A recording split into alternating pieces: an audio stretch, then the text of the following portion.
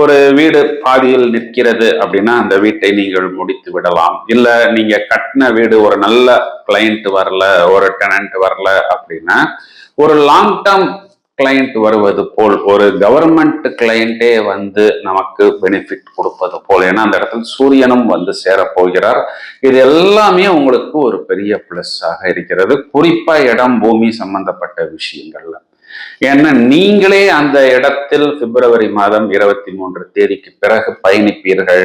இப்போ ஆரம்பத்துல வந்த அந்த விஷயங்களை நீங்கள் அனுபவிக்கல அப்படின்னாலும் பிறகு நீங்கள் உங்களுக்கு 4ஆம் இடத்தில் சென்று நிஷ்பலம் அடையக்கூடிய காலகட்டங்களில் சூரியனுக்கும் அங்கே நிஷ்பலம், இதெல்லாமே வந்து உங்களுக்கு சுகஸ்தானம் அப்படிங்கிறதுனால நிறைய பிரச்சனைகள், வம்பு வழக்கு, டென்ஷன்ஸ், போட்டி, கடன் திருப்பி கொடுக்க முடியவில்லை, இப்படி நல்லா ஒரு தவிப்பில் இருக்கக்கூடிய நபர்களுக்கு கண்டிப்பா அந்த இளங்காத்து வீசுதே அப்படிங்கிற சொல்வதை போல் ஒரு கம்ஃபர்ட் ஜோன், லக்ஸரி ஜோன் ஏற்படும்.